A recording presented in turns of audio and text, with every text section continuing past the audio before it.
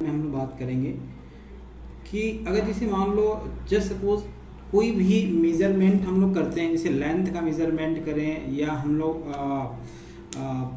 Wait का measurement करें या किसी भी चीज़ का मेजरमेंट करें, तो उसका कुछ ना कुछ एक मेजरमेंट यूनिट होता है। जैसे मानो हम लेंथ को मेजरमेंट करें तो लेंथ को मेजरमेंट का क्या क्या तरीका हो सकता है। हमारे पास मीटर हो सकता है, सेंटीमीटर हो सकता है, फीट हो सकता है, यार्ड हो सकता है, कई सारे। तो एक्चुअली इसी के बारे में हम लोग पूरा इस चैप्टर में पढ़ेंगे।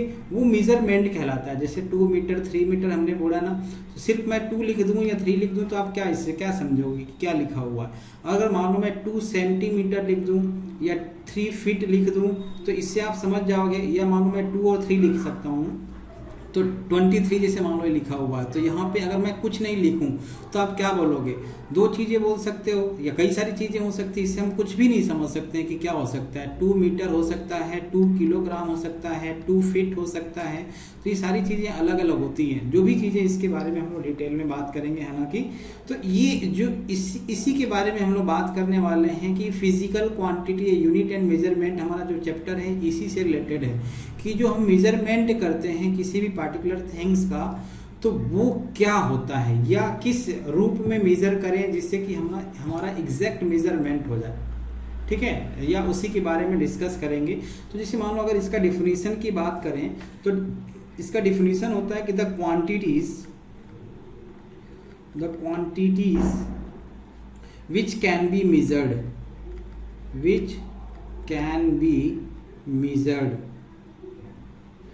measured by an instrument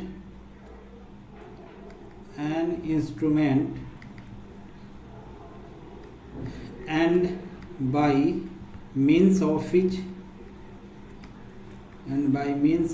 which can describe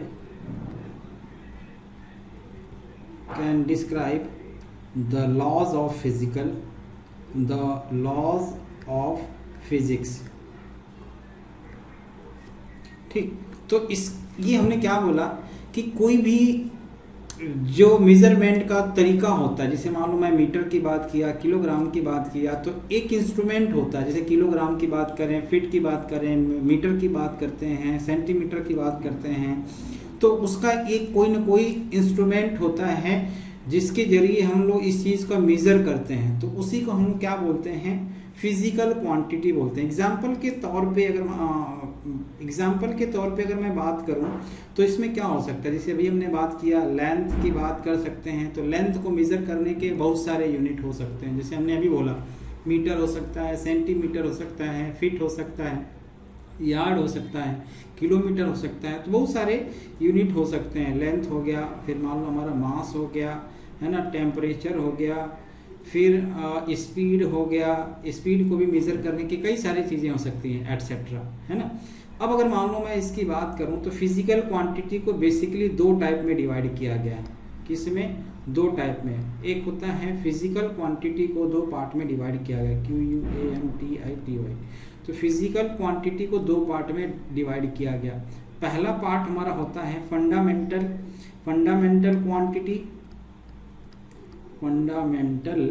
quantity और दूसरा होता है डेराइव्ड क्वांटिटी।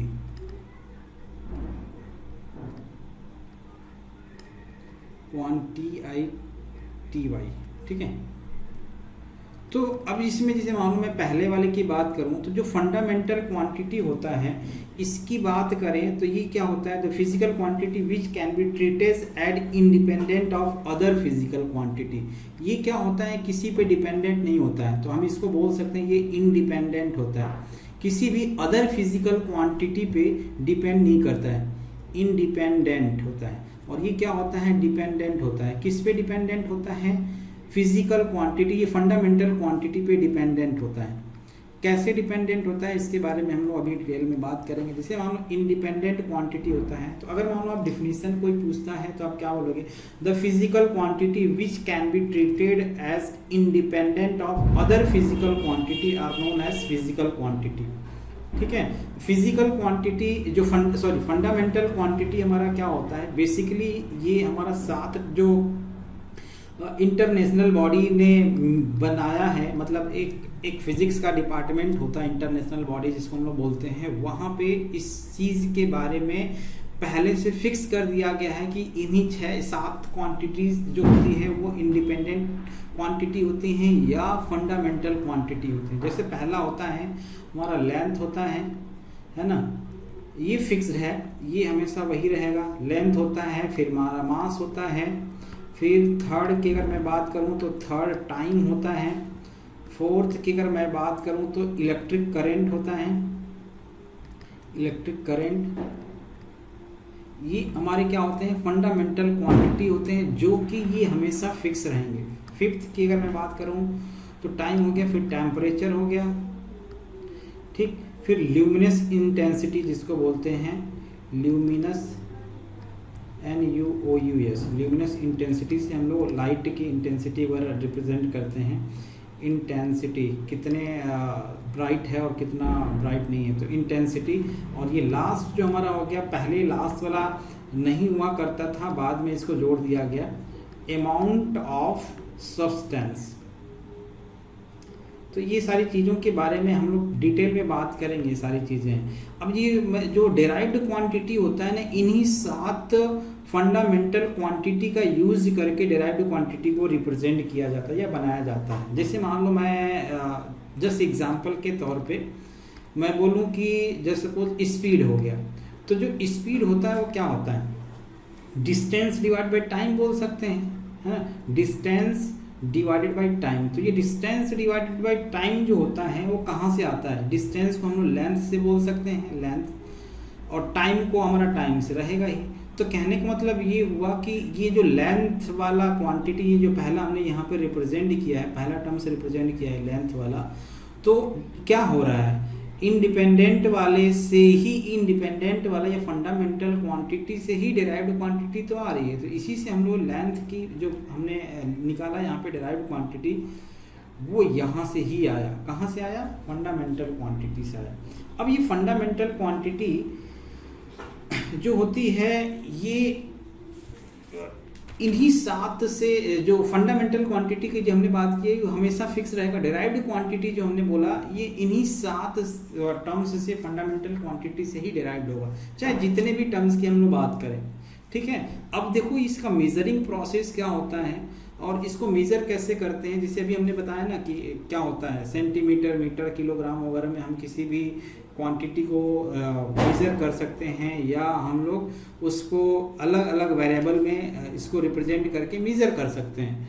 तो जैसे मान लो अब इसका आपका नेक्स्ट पॉइंट रहेगा इसको मेज़र करने का प्रोसेस, तो नेक्स्ट आप हेडिंग डाल सकते हो मेजरिंग प्रोसेस, मेजरिंग प्रोसेस, ठीक है। मेजरिंग प्रोसेस का मतलब ये हुआ कि जैसे मान लो हमने बोला ना कि किसी भी क्वांटिटी का मेजरमेंट आप लेंथ मीटर में भी रिप्रेजेंट कर सकते हो, सेंटीमीटर में भी रिप्रेजेंट कर सकते हो।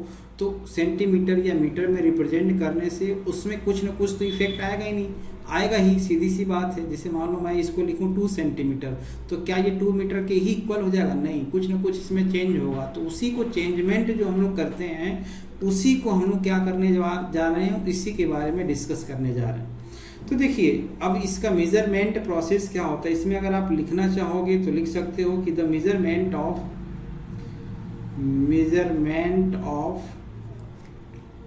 Physical quantity is the process of comparing this quantity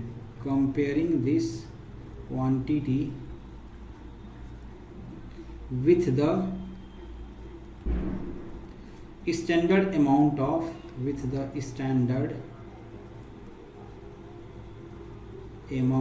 of physical quantity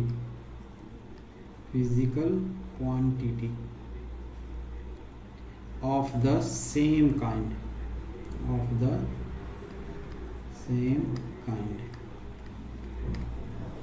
ठीक।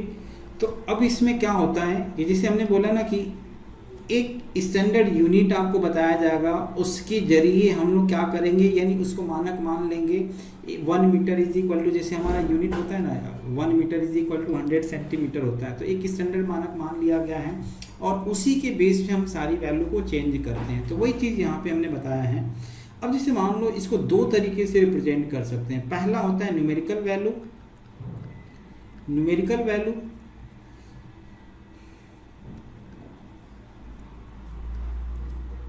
और magnitude of the quantity, magnitude of the quantity. दूसरा हमारा होता है, इसको मतलब मेजर करने का या चेंज करने का, दूसरा होता है the unit in which the quantity, in which the quantity is measured. ठीक, तो इसको मेजर करने का तरीका क्या होता है? पहला मान लो, अगर मान लो क्यू से इसको रिप्रेजेंट करूं, मेजर करने का, किसी भी क्वांटिटी को मेजर करने का दो तरीका होता है। जैसे अभी हमने आपको ऊपर में लिखा था 2 मीटर लिखा था, तो पहला क्या होता है, एक हमारा ये वैल्यू होता है, दूसरा क्या होता है, यूनिट होता है, न्यूमेरिकल वैल्यू जिसको हम लोग बोल सकते हैं। ये जो 2 होता है क्या होता है, न्यूमेरिकल वैल्यू। या 2 मीटर लिख दिया, या मान लो हमने 100 सेंटीमीटर लिख दिया, तो ये पहला जो वैल्यू होता है ये क्या होता है, न्यूमेरिकल वैल्यू होता है। दूसरा क्या होता है, यूनिट होता है, साइज ऑफ यूनिट बोल सकते हो। तो इसको हम लोग क्यू से रिप्रेजेंट करते हैं, क्वांटिटी क्यू से रिप्रेजेंट कर रहे हैं। तो पहला हमारा होता है न्यूमेरिकल वैल्यू, इसको आप लिख सकते हो न्यूमेरिकल वैल्यू इनटू क्या चीज़, size of unit. Size of unit मतलब उसमें इसी पे डिपेंड करता है कि इसका साइज मीटर में है, सेंटीमीटर में है, तो जिससे हम उसका वैल्यू लिख सकते हैं। तो साइज ऑफ यूनिट आपका ये आ जाएगा। ठीक, तो ये बेसिकली हमारा इसी पे पूरी वैल्यू डिपेंडेंट रहेगी। हम इसको कैसे रिप्रेजेंट करते हैं, पहली चीज़ न्यूमेरिकल वैल्यू और दूसरी चीज़ साइज ऑफ यूनिट। ठीक, इसी को हम लोग रिप्रेजेंट किससे करते हैं, स्मॉल एन से रिप्रेजेंट करते हैं, साइज ऑफ यूनिट को यू से रिप्रेजेंट करते हैं। ठीक, एन इंटू यू से। और एन जो होता है, जैसे मान लो अगर मैं किसी भी क्वांटिटी को रिप्रेजेंट करता हूँ, तो ये जो हमारा वैल्यू होता है ये कांस्टेंट होता है। ठीक है, हमेशा कांस्टेंट रहेगा, वैल्यू थोड़ी चेंज होगा। मतलब कोई भी अगर मान लो हम 100 सेंटीमीटर को मैं 1 मीटर लिख दूँ, तो ये क्या वैल्यू चेंज होगा, नहीं होगा। तो ये हमेशा कांस्टेंट रहेगा। ठीक है, तो मैं ऐसे लिख सकता हूँ N into U is equal to constant लिख दिया, या n1 un is equal to n2 u2 भी लिख सकता हूँ। n1 u1 is equal to, अब डिपेंड करता है कि आप न्यूमेरिकल वैल्यू वहाँ पे हो सकता है चेंज हो जाए और यूनिट भी चेंज हो जाए। तो इसी चीज़, वैल्यू चेंज नहीं होगा, वैल्यू चेंज नहीं होगा। जैसे मान लो मैं अपनी लेंथ या आपके हाइट की बात कर रहा हूँ, तो कई लोग क्या बोलते हैं, फीट में बोलते हैं, कई लोग सेंटीमीटर में बोलते हैं। तो उससे हमारा हाइट थोड़ी चेंज हो जाएगा। किसी ने 165 170 सेंटीमीटर बोला अपना हाइट, और किसी ने 5 फुट 6 इंच बोला, तो इसका मतलब ये थोड़ी है कि उसका हाइट चेंज हो रहा है, नहीं है। वो अलग अलग तरीके से उस चीज़ को रिप्रेजेंट कर रहे हैं, बस और कुछ नहीं। देखो, अब जैसे हमने बताया ना कि ये मेजरमेंट का हमारा कई सारा तरीका होता है, जिसको स्टैंडर्ड यूनिट के बारे में बताया गया। क्या बताया गया, पहला चीज़ ये डिसाइड किया गया एक्चुअली, है ना। सिस्टम ऑफ यूनिट हमारा क्या होता है, इसके नेक्स्ट आप हेडिंग डालो सिस्टम ऑफ यूनिट्स। ठीक, सिस्टम ऑफ यूनिट जो हमारा होता है, इसको 4 पार्ट में डिवाइड किया गया। 4 पार्ट में डिवाइड किया गया। पहला पार्ट हमारा था क्या चीज़, CGS सिस्टम। ठीक है, पहला हमारा पार्ट था CGS सिस्टम, CGS सिस्टम। दूसरा हमारा डिफाइन किया गया FPS सिस्टम। FPS, इन सब के बारे में एक एक के बारे में बात करेंगे, FPS सिस्टम। तीसरा हमारा होता है MKS सिस्टम, MKS सिस्टम। ठीक, और चौथा हमारा होता है SI सिस्टम, जो कि इसी के बारे में हम लोग पूरा इन चीज़ों के बारे में डिटेल में बात करेंगे। देखो, पहला आप हेडिंग डाल सकते हो क्या चीज़, CGS सिस्टम, CGS सिस्टम। ठीक, अब CGS सिस्टम क्या होता है, इन्हीं के बारे में जैसे CGS सिस्टम होता है हमारा सेंटीमीटर ग्राम सेकेंड। आप यहाँ पे लिख सकते हो centimetre gram second, centimetre gram second. ये जो हमारा बनाया गया, किसके द्वारा बनाया गया, आप लिख सकते हो it was set up in France. ये फ्रांस की देन है। इन्होंने अपना एक सीजीएस सिस्टम बनाया और इन्होंने बोला कि आप किसी भी जो मेज़रमेंट होता है वो सेंटीमीटर ग्राम सेकेंड का यूज़ करके आप चीज़ों को मेज़र कर सकते हो, ठीक है। और सेंटीमीटर ग्राम सेकेंड जो होता है ये मेज़रमेंट हमारा यूनिट होता है। दूसरा हमारा बताया गया MKS सिस्टम। अच्छा, सेंटीमीटर ग्राम सेकेंड तो आप समझ ही हो ना, सेंटीमीटर मतलब लेंथ, ग्राम मतलब मास और सेकेंड मतलब टाइम। तो जो लेंथ को मेज़र करने के लिए सेंटीमीटर इन्होंने बोला, ठीक है, और मास को इन्होंने मेज़र करने के लिए ग्राम बोला और टाइम को मेज़र करने के लिए इन्होंने सेकेंड बोला। तो ये 3 सिस्टम इन्होंने दिया। फिर दूसरा हमारा बताया गया MKS सिस्टम। MKS सिस्टम, ठीक। और MKS सिस्टम क्या होता है, सॉरी दूसरा हमारा क्या था, FPS है ना, FPS। दूसरा हमारा है FPS सिस्टम। FPS system.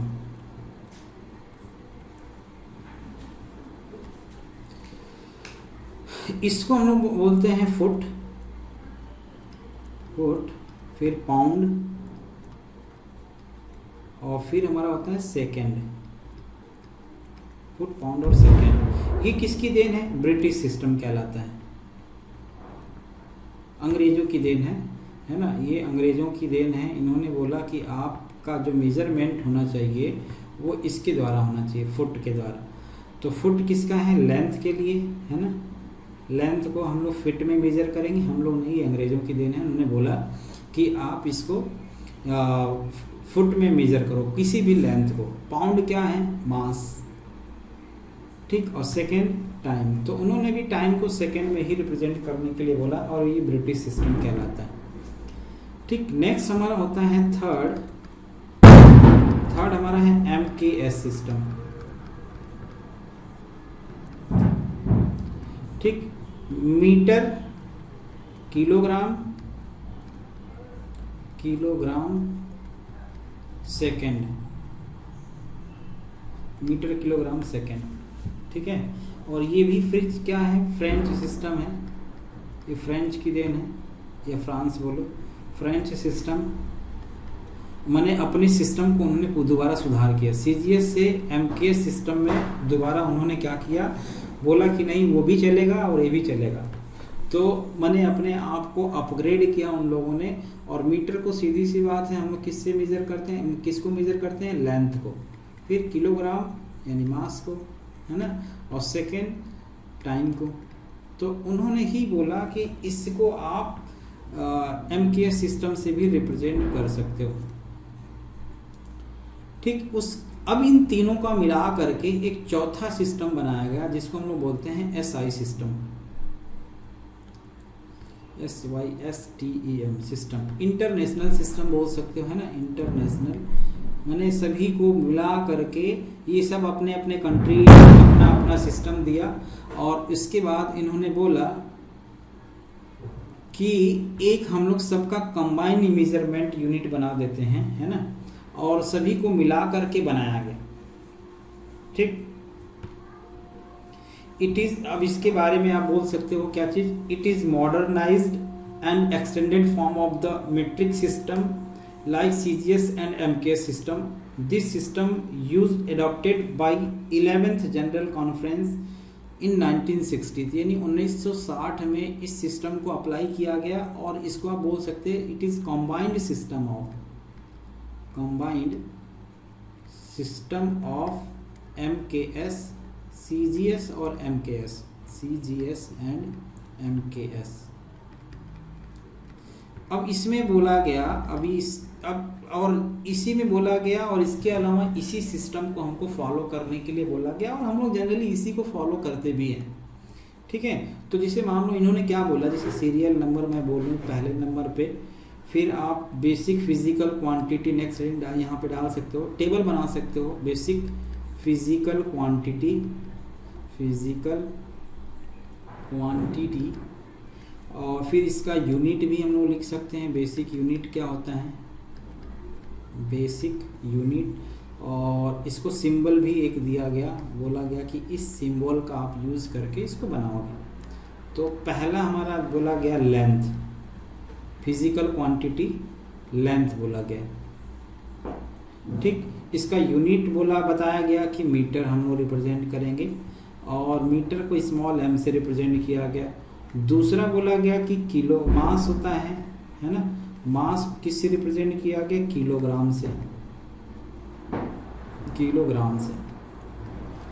और किलोग्राम को केजी, स्मॉल केजी से रिप्रेजेंट करते हैं। देखो ध्यान रखना, जिस हिसाब से हम लोग लिख रहे हैं ना, किलोग्राम स्मॉल में ही सारी चीज़, इसके बारे में बताऊंगा कि स्मॉल लेटर में ही लिखना रहता है ना। कई बार कुछ लोग इसको कैपिटल लेटर में लिख देते हैं। टाइम हो गया, टाइम को हम लोग सेकेंड ऐसे लिखेंगे, SECOND।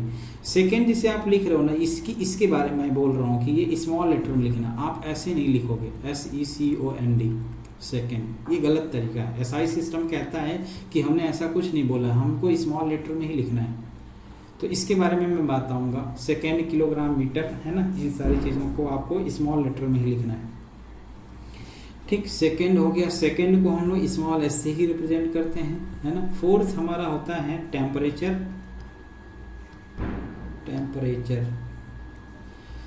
और टेम्परेचर का यूनिट होता है केल्विन, इसको K से रिप्रेजेंट करेंगे। और ये सिंबल आप ध्यान रखोगे, यहाँ पे जो हम लोग सिंबल M, kg, S और K रिप्रेजेंट कर रहे हैं, इन सिंबल्स को आप ध्यान रखोगे, ठीक। यहाँ पे लेंथ का हम लोग इस कैपिटल L यूज़ करेंगे, मास का हम लोग कैपिटल M यूज़ करेंगे, टाइम का कैपिटल T यूज़ करेंगे, और टेम्परेचर को यहाँ केल्विन K से रिप्रेजेंट करते हैं, या कहीं कहीं थीटा से रिप्रेजेंट किया जाता है। फिर इसके बाद टेम्परेचर के बाद इलेक्ट्रिक करंट होता है, इलेक्ट्रिक करंट का जो यूनिट होता है एम्पियर लिखते हैं हम लोग, इसको कैपिटल A से रिप्रेजेंट करते हैं, ये सिंबल होता है। ये हमने नहीं बता रहा हूँ, ये उन्होंने बताया कि आप इसका जो यूनिट होता है, मेजरमेंट या सिंबल होता है, ये सब आप ही लिखोगे, मतलब ऐसे ही लिखोगे, ठीक। ल्यूमिनस इंटेंसिटी नेक्स्ट होता है luminous intensity, LUMINOUS, intensity, luminous intensity, इसका यूनिट होता है कैंडेला, ठीक। और इसको CD से रिप्रेजेंट करते हैं। और लास्ट हमारा होता है amount of substances, AMOUNT, amount of substances, ठीक। और इसका यूनिट होता है मोल, ठीक। और इसको लिखते हैं हम लोग MOL से। दो और यूनिट होता है जिसके बारे में सप्लीमेंट्री हम लोग बोलते हैं, SUPPLEMENTARY, सप्लीमेंट्री क्वांटिटी होता है, बाद में जोड़ा गया इनको। और ये बोला गया कि जो पहला होता है उसको हम लोग बोल सकते हैं प्लेन एंगल, है ना, प्लेन एंगल, इसका यूनिट हम लोग लिखते हैं रेडियन, और इसको RAD से रिप्रेजेंट करेंगे। दूसरा हमारा होता है सॉलिड एंगल, ठीक। सॉलिड एंगल को स्टेरेडियन बोलते हैं, और SR से रिप्रेजेंट करते हैं, ठीक। तो ये हमारा जो फिजिकल क्वांटिटी था SI सिस्टम में, है ना। तो ये फिजिकल क्वांटिटी साथ हमने बताया ही, जिसको हम लोग फंडामेंटल क्वांटिटी भी बोलते हैं, है ना। ये फंडामेंटल क्वांटिटी जो हमने बताया, फंडामेंटल क्वांटिटी, है ना। और डेराइव इसी का यूज़ करके, ये 7 क्वांटिटीज़ का यूज़ करके हम लोग डेराइव क्वांटिटी का यूज़ करके, यानी डेराइव क्वांटिटी हम लोग कैलकुलेट करेंगे। अब इनके बारे में जो स्टैंडर्ड यूनिट है, जो फंडामेंटल क्वांटिटी 7 और ये 2, इनके बारे में बताया गया, ये बेसिकली डिफाइंड वैल्यू, मतलब ये कहाँ से डिसाइड किया गया।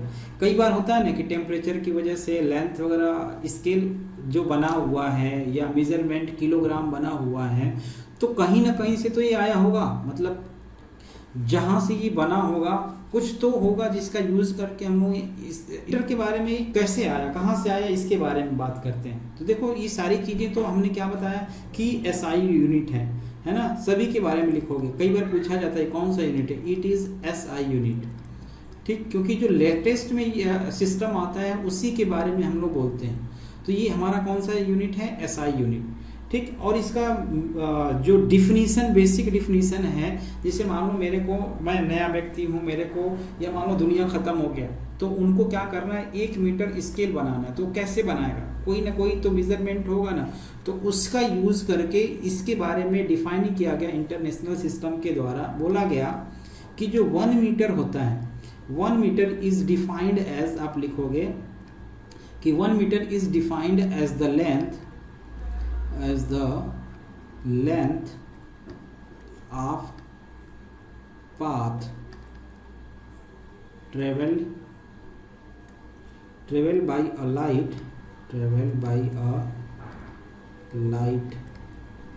in vacuum during a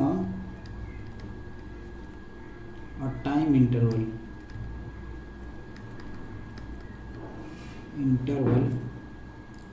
1 divide by, यानी इतने टाइम में 2,99,792,458 ये है आपका, ये इतने टाइम में, यानी लगभग 3 × 10⁸ मीटर पर सेकेंड जिसको हम लोग लिखते हैं, है ना। इसको आप अप्रॉक्सीमेट वैल्यू यही होता है, हम उसको लिखते हैं, बस क्या लिखते हैं, 1 डिवाइड बाई 3 × 10⁸ लिखते हैं जनरली। तो ये लाइट का स्पीड होता है ना। तो एग्जैक्ट लाइट का स्पीड या डेफिनेशन की अगर बात किया जाए तो यही होता है, 1 डिवाइड बाई लाइट का स्पीड बोल सकते हो।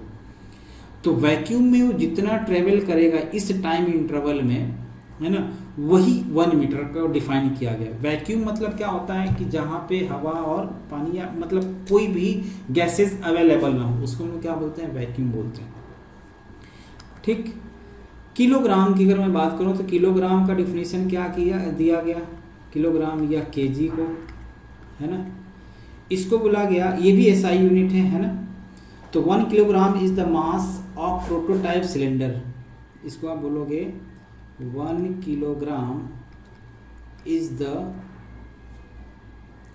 द मास ऑफ प्रोटोटाइप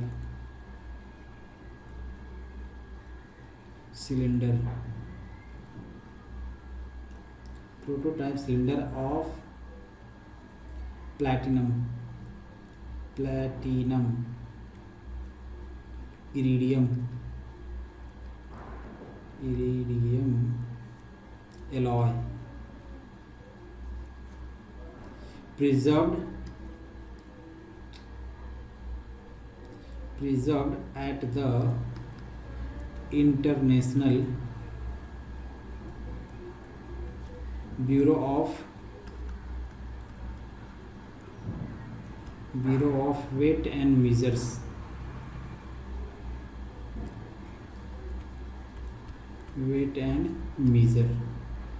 देखो ये जो मैंने बताया ना, ये बड़ा इंपॉर्टेंट चीज़ है, ध्यान रखिएगा। कई बार आपसे पूछा जाता है, क्या चीज़, नीट में भी पूछा गया है और जेईई में भी पूछा गया, प्लेटिनम इरिडियम एलॉय। एक्चुअली क्या किया गया है, इस एलॉय को फिक्स मान करके रख दिया गया है, कहाँ पर, International Bureau of Weight and Measure में रख दिया गया है। बोला गया है कि जब भी कभी ऐसा सिचुएशन आए, किसी को मेज़र करना है कि हमारा बाट जो है, हमने 1 किलोग्राम का मेज़रमेंट सही है कि नहीं है, तो मेरे को मान लो मैं चाहता हूँ कि मेरे पास कोई एक बाट है 1 किलोग्राम का, मैं चेक करना चाह रहा हूँ कि इसका सही मेज़रमेंट या सही मेज़रमेंट क्या होगा। तो मैं किसी और दुकान वाले के पास चलूँगा, पता चला कि वो कंपनी वाला भी गलत बना रहा है ना, तो मैं मेज़र कैसे करूँगा, मैं क्या करूँगा, इन लोगों के पास जाऊँगा और मैं पूछूँगा कि भैया दे दो आप अपना, मेरे को चेक करना है कि मैंने मेरा सही है मेज़रमेंट कि नहीं। तो उनसे मांगूंगा प्लेटिनम इरिडियम एलॉय जो कि वहाँ पे रखा गया है, और उसका यूज़ करके मैं मेज़र करूँगा कि मेरा 1 किलोग्राम का जो मेज़रमेंट है वो सही है कि नहीं है। तो जनरली आपसे ये पूछा जाता है कि किस एलॉय का बना हुआ है, जो इंटरनेशनल सिस्टम में रखा हुआ है वो किस एलॉय का रखा हुआ है। तो आप क्या बोलोगे? प्लेटिनम इरिडियम एलॉय का। ठीक है, जो जिसका मानक मतलब स्टैंडर्ड मान लिया गया है, इसी का यूज़ करके हम लोग मानेंगे। ठीक, तो ये काफ़ी इंपॉर्टेंट चीज़ें ध्यान रखिएगा। तीसरा हमारा आता है सेकेंड। ठीक, इसको हम लोग स्मॉल एस से, जैसे कि हमने बोला ये भी एसआई यूनिट है, अब बताने की ज़रूरत नहीं है ना। अब इसमें क्या लिखोगे? 1 सेकेंड। देखो ये काफ़ी इंपॉर्टेंट चीज़ है, थोड़ा थ्योरेटिकल पार्ट है, तो इसलिए आप इसको ध्यान रखिएगा। 1 second is the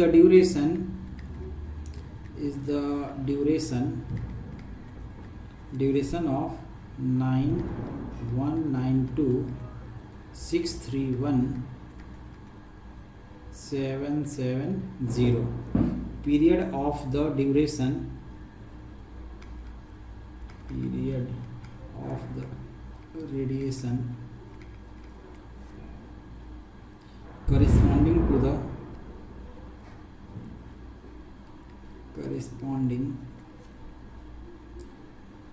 to the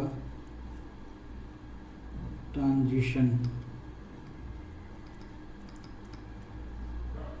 between two hyperfine level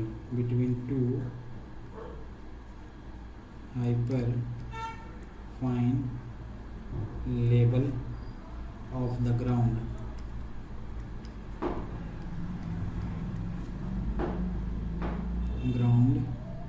state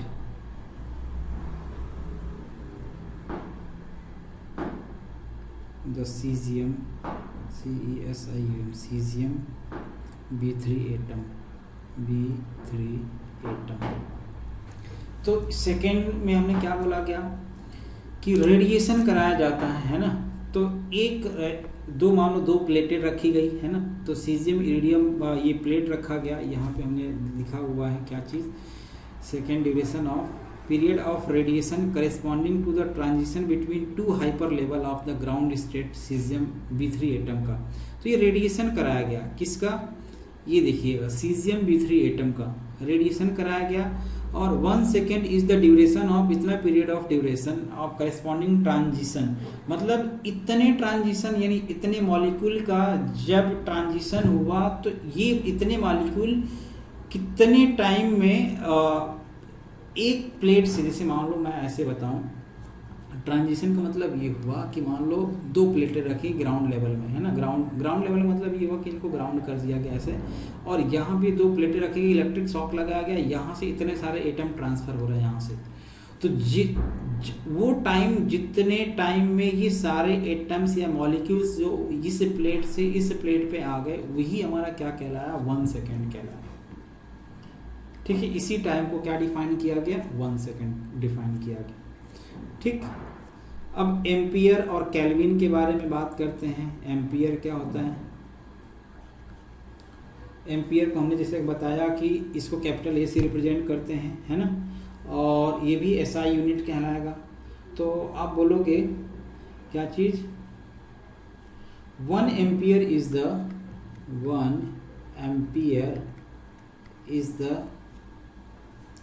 constant current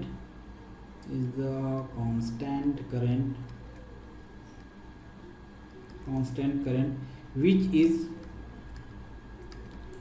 is maintained into state parallel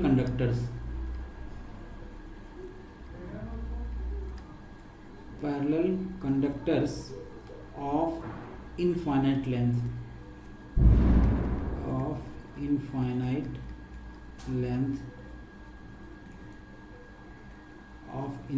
length placed 1 meter apart in vacuum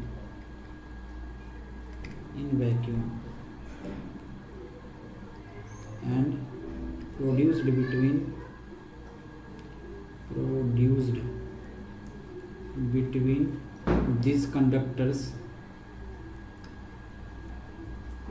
a force produced between these conductors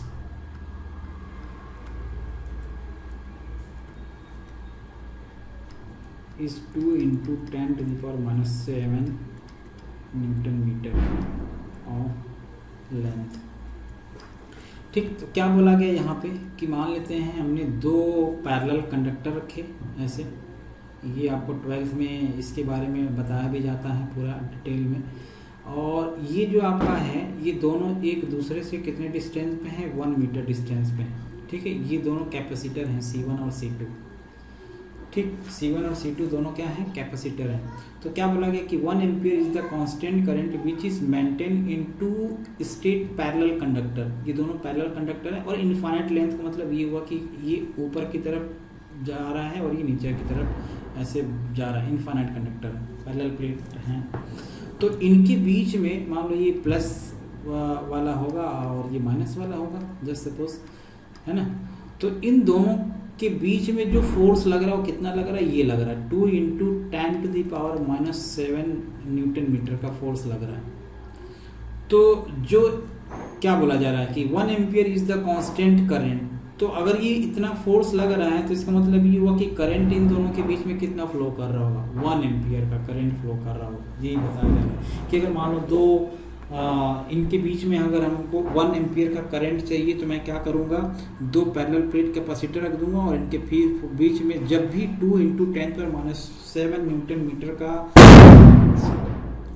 metre का जब force लगेगा तो यूँ समझ लो कि इसमें current कितना flow कर रहा होगा, 1 एम्पियर का करंट फ्लो कर रहा होगा।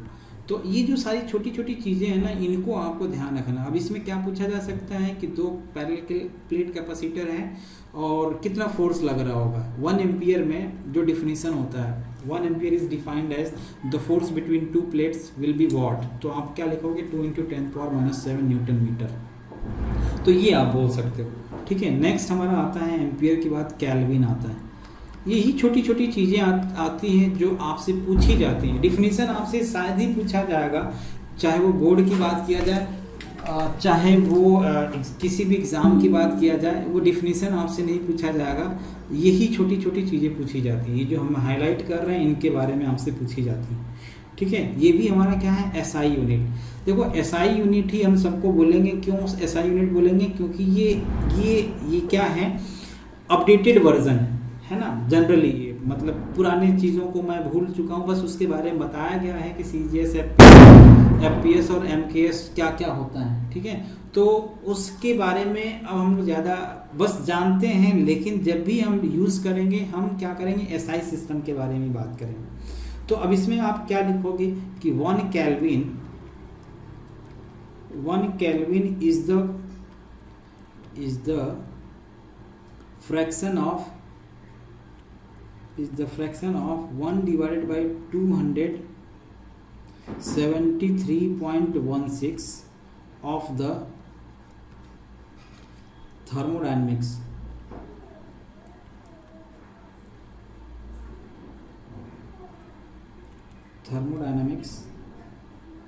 temperature of the triple point of water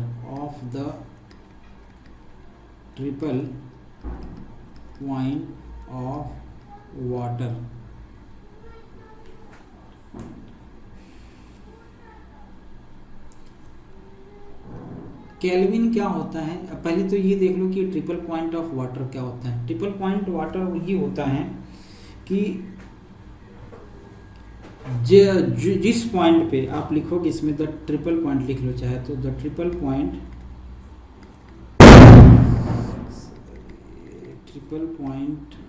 of water is the temperature at which ice, water and vapor coexist। मतलब एक ऐसा सिचुएशन जिस टाइम पे आइस भी हो, वेपर भी हो और वाटर भी हो। तो ये सिचुएशन कब, ये ट्रिपल पॉइंट ऑफ वाटर कहलाता है। ये सिचुएशन कब हो सकता है? ठंडियों में। ठंडियों में हो सकता है, उसमें से वेपर भी निकलता रहता है, आइस भी रहता है और कहीं वाटर भी रहता है, तो ये ट्रिपल पॉइंट ऑफ वाटर कहलाता है। तो ये क्या बोला गया? Kelvin. 1 kelvin is the fraction of 1/273.16 of the thermodynamics temperature of the triple point of water. तो अगर मान लो टेम्परेचर हमारा इस टाइप से जैसे है, ट्रिपल पॉइंट ऑफ वाटर किसी पॉइंट पे डिफाइन कर रहा है, तो उसको हम क्या बोलेंगे? 1 केल्विन बोलेंगे। 1 केल्विन को डिफाइन करने का और भी कई सारे तरीके हैं, लेकिन यहाँ पे मैं इसको डिटेल में बात नहीं करूँगा, है ना। केल्विन अभी आप जो स्टैंडर्ड माना गया है वो यही माना गया है, केल्विन। नेक्स्ट हमारा आता है कैंडेला। देखो, किसी भी डिफिनीशन को डिफाइन करने का ना, मतलब जो यूनिट होता है उसको डिफाइन करने का और भी कई सारे तरीके कैसे हो सकते हैं। जैसे मान लो हमने लिखा ना मीटर पर सेकेंड लिखा हुआ है, किसी भी इसका यूनिट लिखा हुआ 1 मीटर पर सेकेंड यानी वेलोसिटी है, तो हम इसको रिप्रेजेंट करते हैं v = 1 ले लिया, s = 1 ले लिया। तो आप कैसे बोल सकते हो? When velocity = 1 and time is 1, then 1 metre per second जो होता है ना, तो कोई मान लो कोई बॉडी है, उसका वेलोसिटी 1 मीटर पर सेकेंड है, ऐसे बोल सकते हो। और 1 सेकेंड में कितना डिस्टेंस ट्रेवल करेगा? तो 1 मीटर हो जाएगा। तो डिफाइन करने का आप किसी भी जो यूनिट होता है उसका यूज करके भी आप डिफाइन कर सकते हो, लेकिन जो मैं डिफिनीशन लिखा रहा हूँ ये स्टैंडर्ड डिफिनीशन है। इन्हीं डिफिनीशंस को डिफाइन किया गया है जो इंटरनेशनल सिस्टम में डिफाइन किया गया इसके बारे में, ठीक। कैंडेला जो होता है ये भी क्या होता है? एसआई सिस्टम होता है ना।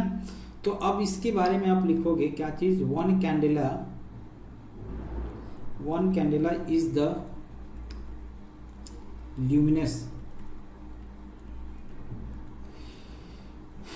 1 candela is the luminous intensity in given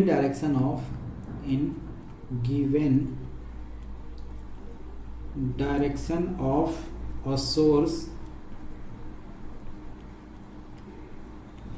that emits monochromatic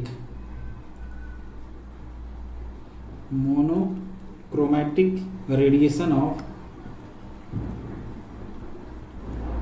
540 into 10⁻12 hertz, and that has a radiant intensity of 1/683 watt per steradian in that direction।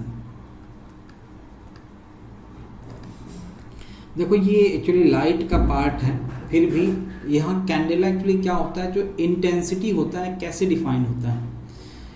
जो बंच ऑफ लाइट होता है, ठीक है, बंच ऑफ लाइट कितनी तेजी से किसी भी जगह पे क्या होता है, मतलब तेज आ रही है। जैसे मान लो अगर लाइट ऑफ सोर्स स्लो होना, ये कम आने का मतलब क्या हुआ, या तेज आने का मतलब क्या हुआ?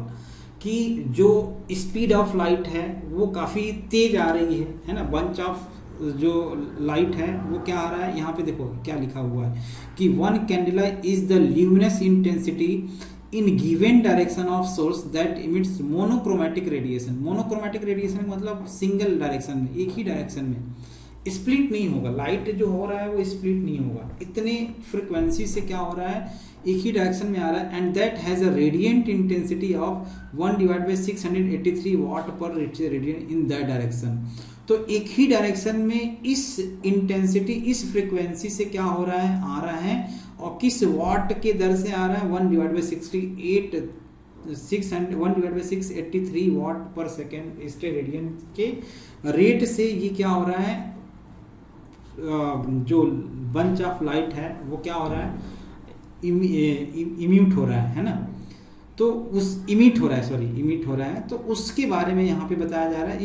इस प्रोसेस को, यानी इस सिचुएशन को हम लोग क्या बोलते हैं, वन कैंडेला बोलेंगे। यानी ये जो हमारा फ्रीक्वेंसी होना चाहिए और वो फ्रीक्वेंसी इतने वाट में जनरेट होगा, तो इसको हम लोग क्या बोलेंगे, वन कैंडेला कहलाएगा।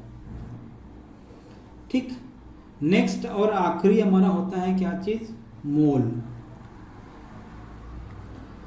नहीं, ये हमारा कितना था, ये स्टे हो गया ना, कितना था, क्या था, ल्यूमिनस इंटेंसिटी तक था, ल्यूमिनस इंटेंसिटी कैंडल। अच्छा, मोल बचा हमारा, तो इसके बारे में बात कर लेते हैं। 1 मोल क्या होगा, ये भी हमारा क्या होगा, एसआई सिस्टम ही है ना।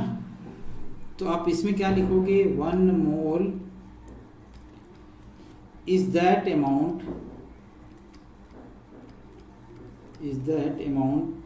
of a substance which contain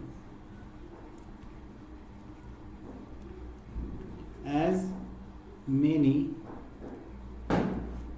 elementary entities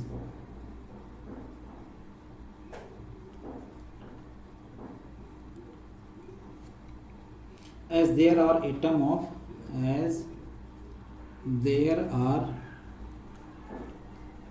atoms of 0.012 kilogram of carbon 12 isotope. तो ये 1 मोल के इक्वल होता है कि अगर मान लो किसी भी कार्बन 12 के आइसोटोप में अगर मान लो इतने किलोग्राम का एटम अगर है, तो उसको हम लोग क्या बोलेंगे, 1 मोल के इक्वल बोलेंगे। तो इसमें आपको जो नोट करने वाली चीज़ क्या है, वो ये है, 0.01 किलोग्राम किसमें, कार्बन 12 के आइसोटोप होने चाहिए, तो उसको हम लोग क्या बोलते हैं, 1 मोल के इक्वल बोलेंगे। ठीक, और इसके बाद हमारा बचता है क्या चीज़, नेक्स्ट हमारा होता है रेडियन। जो सप्लीमेंट्री यूनिट था उसके बारे में हम लोग बात कर लेते हैं, radian.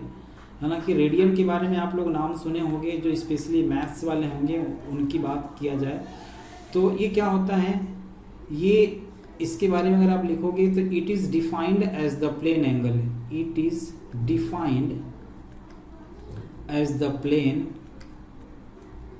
Plane angle subtended at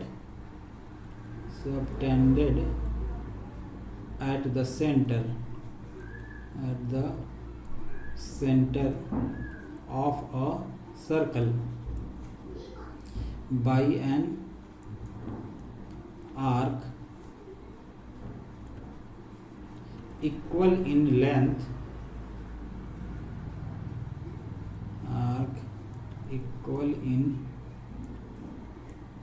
length to the radius of circle। तो एंगल क्या होता है, जैसे मान लो अगर मैं डायग्राम के थ्रू बताऊं, मान लो हमने एक सर्कल ले लिया है ना, यहाँ एक सेंटर है और सेंटर से एक एंगल मान लो हमने ऐसे डिसाइड बना दिया। तो ये जो हमारा एंगल आता है theta is equal to length of arc divide by radius. ठीक, तो ये जो एंगल रिप्रेजेंट करते हैं, ये जो एंगल होता है वो हमारा रेडियन में मेजरमेंट किया जाता है। अब ये हमने जो लिखा लेंथ ऑफ आर्क क्या होता है, लेंथ ऑफ आर्क हमारा अगर मान लो मैं ए और इसको बी बोलूँ, तो ये जो लेंथ होता है इसको हम लोग क्या बोलते हैं, लेंथ ऑफ आर्क बोलते हैं। और रेडियस सेंटर से इस सरकमफ्रेंस इसको बोलते हैं, ये जो डिस्टेंस हमारा होता है इसको हम क्या बोलते हैं, हम रेडियस बोलते हैं। तो अगर मैं इस थीटा को ऐसे रिप्रेजेंट करूँगा तो A B divide by R बोल सकते हैं, है ना। ये रिप्रेजेंट करने का तरीका होता है, या रेडियन को डिफाइन करने का तरीका होता है। ये हमने लिखा भी, it is defined as the plane angle subtended at the centre of a circle by an arc equal sorry यहाँ 2 बार मैंने लिख दिया, equal in length to the radius of circle. ठीक है, तो अगर मान लो लेंथ ऑफ आर्क और रेडियस इक्वल हो जाएगा तो ये क्या हो जाएगा, 1 रेडियन के इक्वल हो जाएगा बस। तो वही चीज़ मैं बता रहा था कि अगर मान लो लेंथ ऑफ आर्क 1 हो गया और रेडियस 1 हो गया तो ये थीटा क्या हो जाएगा, 1 हो जाएगा। तो थीटा क्या कहलाएगा, 1 रेडियन के इक्वल कहलाएगा। सॉलिड एंगल जो हमने बताया था, स्टेरेडियन क्या होता है, स्टेरेडियन में हमारा होता है, डिफाइन होता है, ये सॉलिड एंगल से रिप्रेजेंट किया, सॉलिड एंगल को रिप्रेजेंट किया जाता है, सॉलिड एंगल। ठीक है, सॉलिड एंगल क्या होता है कि जैसे मान लो surface area divided by, solid angle को अगर मैं लिखूं, बस मैं फार्मूला लिख देता हूं क्योंकि ऐसा कुछ है नहीं इसमें, surface area divided by radius का स्क्वायर। ठीक, तो ये सॉलिड एंगल रिप्रेजेंट किया। सॉलिड एंगल क्या होता है बेसिकली, जैसे मान लो ये सर्कल क्या होता है, सर्कल हमारा क्या होता है, 2 डायमेंशनल फिगर होता है। अब इसी को मान लो मैंने क्या कर दिया, 3D फिगर में ले लिया। 3D फिगर मतलब मान लो मैंने ये स्फेयर है, स्फेयर क्या होता है, 3D फिगर होता है। तो इसमें मैंने क्या किया ना, यहाँ बीच से कट कर दिया। तो जब ये बीच से कट करूंगा ना तो ये क्या हो जाएगा, यही वाला जो एंगल होता है ये हमारा क्या कहलाएगा, सॉलिड एंगल कहलाएगा, बस और कुछ नहीं है। तो ये यहाँ पे जो मैं एंगल निकाल रहा था वो रेडियन में था, और यहाँ पे जब मैं मान लो कोई बॉल है या कोई लकड़ी का बॉल है जो अंदर से पूरा भरा हुआ है और उसमें मैं काट करके या छेद कर दिया, मान लो पेन से ऐसे छेद कर दिया, तो यहाँ से जब पेन से छेद करूँगा ऐसे, तो ये जो एंगल बनेगा ना यही हमारा क्या कहलाएगा, सॉलिड एंगल कहलाएगा। ठीक है, तो बेसिकली डिफरेंस क्या हुआ इसमें, रेडियन और स्टेरेडियन में डिफरेंस ये हुआ कि ये हमारा क्या है, 2 डायमेंशनल फिगर में आएगा और ये 3 डायमेंशनल फिगर में आएगा। अब जैसे मैं आपको बता रहा था कि जो स्टैंडर्ड वैल्यू है हमारा, जो ये 7 डिफाइन किया गया, फिजिकल क्वांटिटी, स्टैंडर्ड क्वांटिटी है ना, डेराइव्ड क्वांटिटी और स्टैंडर्ड क्वांटिटी के बारे में मैं बात कर रहा था, है ना, फिजिकल क्वांटिटी और डेराइव्ड क्वांटिटी। तो इनको लिखने का तरीका क्या है, तो आप लिखोगे, पहले हेडिंग डालोगे guideline, guideline for writing SI unit, SI units in symbol, SYMBOL। तो गाइडलाइन इसके बारे में बताया गया कि जब भी आप SI यूनिट को लिखोगे तो उसको लिखने का आपका तरीका क्या होना चाहिए। पहला चीज स्मॉल लेटर, जैसा कि हमने पहले भी बताया, small letter are used for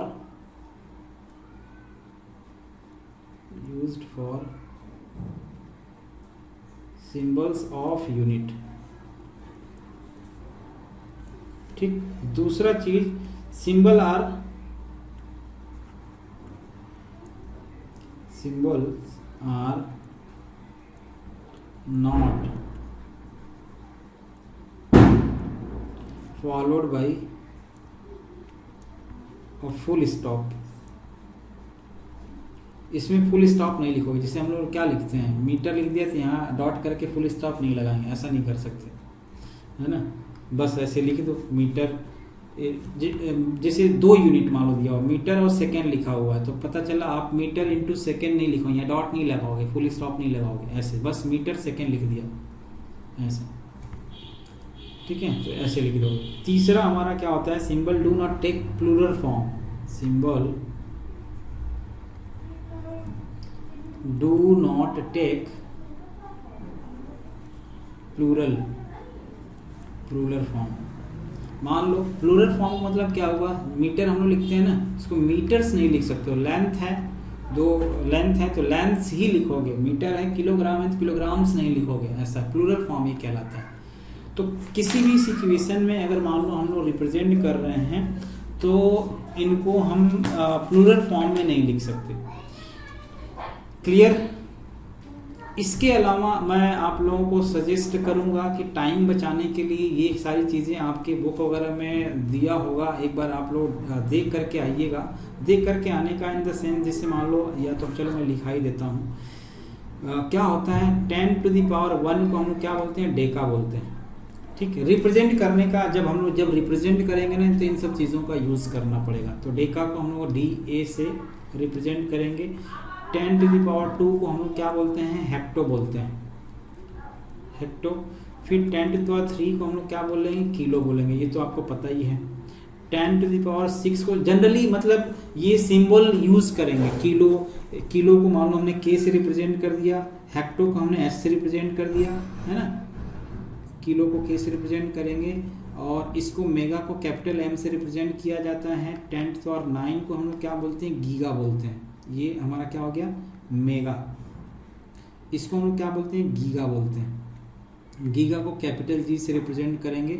depend करता है सिचुएशन कहाँ पे कैसा आ रहा है। 10⁹ को गीगा बोलेंगे, 10⁻12 को हम लोग टेरा बोलते हैं, है ना, टेरा को कैपिटल टी से रिप्रेजेंट करेंगे। फिर इसके बाद 10⁻15 को पेटा बोलते हैं। अब आप लोग सोच रहे होंगे कि बाकी चीज़ों क्यों नहीं लिख रहे हैं, बीच में क्यों नहीं लिख रहे हैं, तो उसको ना हम लोग 10⁶, जैसे 3 के बाद 6, 9, 12, 12, 15 आ रहा है, तो जो भी चीज़ें हमारा आएगी ना, हम उसको इस फॉर्म में रिप्रेजेंट करके लिखेंगे। जैसे मान लो हमने लिखा 300 लिखा, अब 300 या तो मैं हेक्टो लिख सकता हूँ, है ना, और या तो किलो लिख सकता हूँ। तो आप सोचो कि सर 30 तो होना चाहिए ना, 30 नहीं है, तो मैं क्या करूँ, 0.3 × 10⁻³ कर दिया, क्या फ़र्क पड़ता है, 300 को ऐसे बना दिया, 0.3 कर दिया, या 0.3 किलो, ऐसे 0.3 किलो लिख दिया, ऐसे के लिख दिया, तो ये किलो हो जाएगा। तो वो इसलिए मैं नहीं यूज़ कर रहा हूँ कि किलो, मेगा और हेक्टो में इसलिए रिप्रेजेंट किया जा रहा है, यही डिफाइंड वैल्यू है, इसको बोला गया। टेरा को टी से रिप्रेजेंट करते हैं, पेटा 15 को पेटा पी से रिप्रेजेंट करते हैं, है ना, और 10⁻18 को हम लोग एक्सा बोलते हैं, ई एक्स, एक्सा कैपिटल ई से रिप्रेजेंट करते हैं। ठीक, इसके अलावा माइनस में भी हमारे कुछ वैल्यूज़ आते हैं। 10⁻⁻1 को डेसी बोलते हैं, फिर 10⁻⁻2 को सेंटी बोलते हैं, सेंटीमीटर जैसे होता है ना, तो सेंटी सिर्फ सेंटीमीटर में ही नहीं होता है, सेंटी बोलते हैं। 10⁻3 को मिली बोलेंगे, MILLI। फिर 10⁻6 को हम लोग क्या बोलेंगे, माइक्रो बोलेंगे। 10⁻9 को हम लोग नैनो बोलेंगे। ये सारी चीज़ों को आपको याद रखना होगा। सोच रहे होगे पता नहीं मैथ से छुटकारा पाना चाह रहे थे और यहाँ पे आ गया पूरा ये सब चीज़ें, है नहीं। तो ये सब चीज़ें हैं शुरुआत की, मतलब बेसिक चीज़ें हैं, इनको आपको ध्यान रखना है। फेमटो बोलते हैं 10⁻15 को, और 10⁻18 को अट्टो बोलते हैं, अट्टो। ठीक, डेसी को डी से रिप्रेजेंट करते हैं, सेंटी को सी से, मिली को स्मॉल एम से, माइक्रो को म्यू से रिप्रेजेंट करते हैं। सबसे ज़्यादा हम ये माइक्रो का यूज़ करेंगे, ध्यान रखिएगा। नैनो का हम लोग स्मॉल एन से भी रिप्रेजेंट करते हैं, पीको को पी से, फेमटो को स्मॉल एफ से, अट्टो को ए से। तो जनरली इसमें ना आपको जो ध्यान रखने वाली चीज़ें हैं वो क्या हैं, एक तो किलो, मेगा और गीगा, ये, फिर सेंटी, मिली, माइक्रो और नैनो, ये 4 चीज़ें। डेसी का भी यूज़ होता है, इसका भी हालांकि ज़्यादा यूज़ नहीं करते हैं, फिर भी सेंटी और डेसी का यूज़ करते हैं। तो इन सारी 4 यूनिट्स को आप याद रखो। बाकी अगर आप इनको भी याद कर लेते हो तो आपके लिए काफ़ी हेल्पफुल रहेगा। ठीक, इसमें और भी कई सारी चीज़ें हैं, फर्मी होता है, एंगस्ट्रॉन होता है, नैनोमीटर होता है। तो अभी टाइम ख़त्म हो गया है, इनके बारे में मैं आपको नेक्स्ट क्लास में बताऊंगा। लाइट ईयर क्या होता है, माइक्रोन क्या होता है, इन सब चीज़ों के बारे में हम लोग नेक्स्ट क्लास में डिस्कस करेंगे। ठीक है, आई होप आपको समझ में आया होगा। हमने ऐसा कुछ बताया नहीं जो समझने लायक नहीं था। हमने अभी सारी चीज़ें बस डिफिनीशन और उनके बारे में डिटेल में आपको बताया। ठीक, डिफिनीशन ही बेसिकली हमने आज लिखा और बताया उसके बारे में, है ना। तो आई होप आप समझ में आया होगा, और अगर कुछ डाउट होता है तो फिर नेक्स्ट क्लास में डिस्कस करेंगे। ठीक।